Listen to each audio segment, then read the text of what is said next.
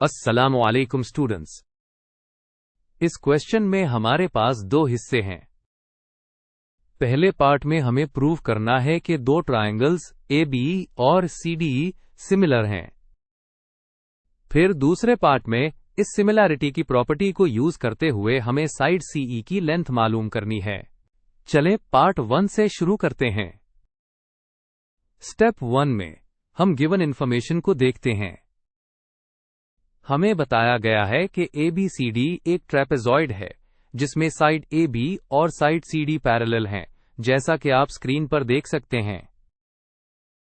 इसके अलावा diagonals AC और BD इन पैरेलल लाइंस को काट रही हैं, इसलिए ये ट्रांसवर्सल्स कहलाती हैं। अब स्टेप 2 में हम ऑल्टरनेट इंटीरियर एंगल्स को आइडेंटिफाई करेंगे। जब भी एक ट्रांसवर्सल दो पैरेलल लाइंस को काटती है तो उससे बनने वाले ऑल्टरनेट इंटीरियर एंगल्स हमेशा बराबर होते हैं। पहले हम ट्रांसवर्सल AC को देखते हैं। इससे एंगल्स BAE और DCE बनते हैं। ये दोनों इक्वल होंगे। बिल्कुल इसी तरह जब हम दूसरी ट्रांसवर्सल BD को देखते हैं तो इससे ऑल्टरनेट इंटीरियर एंगल्स ABE और CDE बनते हैं। ये एंगल्स भी आपस में बराबर होंगे। स्टेप 3 में हम वर्टिकली ऑपोजिट एंगल्स को देखते हैं। जब दो लाइंस इंटरसेक्ट करती हैं, जैसा कि यहां डायगोनल्स E पर कर रही हैं, तो आमने सामने वाले एंगल्स वर्टिकली ऑपोजिट होते हैं और हमेशा इक्वल होते हैं। इसलिए एंगल AEB और एंगल CED बराबर होंगे। तो अब हम स्टेप 4 में कंक्लूजन पर पहुंचते हैं। हमने देखा कि ट्रायंगल ABE और ट्रायंगल CDE के तीनों करस्पॉन्डिंग एंगल्स बराबर हैं।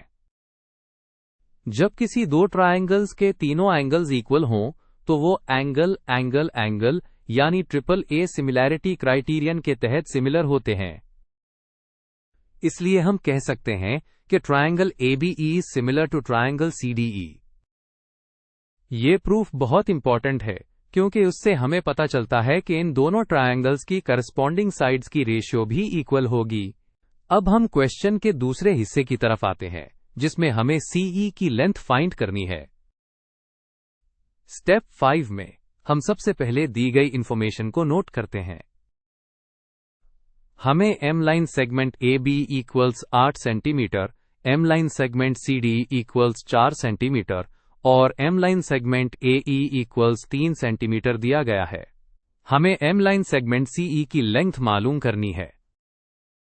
चलिए इस अननोन लेंथ को हम X से डिनोट कर देते हैं, जैसा कि आप देख सकते हैं। तुम line segment CE equals X।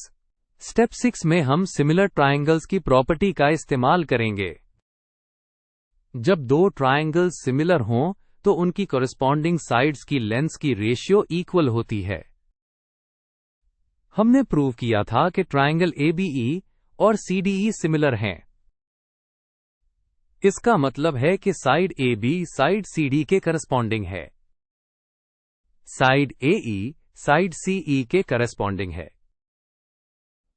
और साइड BE साइड DE के करस्पॉन्डिंग है।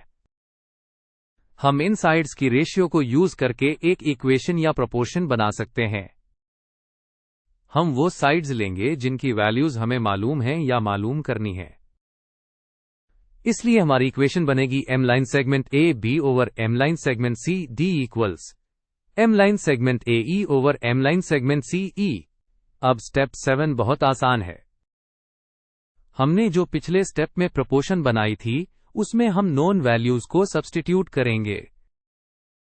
AB की जगह 8, CD की जगह 4, AE की जगह 3 और CE की जगह X लिखेंगे। तो हमारी इक्वेशन बन जाती है 8 over 4 equals 3 over X। Next step 8 में हम इक्वेशन को सिंप्लीफाई करेंगे। लेफ्ट साइड पर जो फ्रैक्शन है 8 ओवर 4 उसको हम सॉल्व कर सकते हैं। 8 को 4 से डिवाइड करें तो 2 आता है। अब हमारी इक्वेशन बहुत सिंपल हो गई है, 2 इक्वल्स 3 ओवर X। स्टेप 9 में हम X के लिए सॉल्व करेंगे। इक्वेशन है 2 इक्वल्स 3 ओवर X। x को फाइंड करने के लिए हम पहले x को इक्वेशन की दूसरी तरफ ले जाएंगे। जब x राइट साइड पर डिवाइड हो रहा है तो लेफ्ट साइड पर जाकर 2 से मल्टीप्लाई हो जाएगा। इस तरह हमारे पास 2x = 3 आ जाएगा। अब x को आइसोलेट करने के लिए हम इक्वेशन की दोनों साइड्स को 2 से डिवाइड करेंगे। ऐसा करने से लेफ्ट साइड पर 2 कैंसिल हो जाएगा और सिर्फ x रह जाएगा। राइट साइड पर 3/2 आ जाएगा। तो x = 3/2। ये हमारा लास्ट स्टेप है। हमने फाइंड किया कि x = 3/2।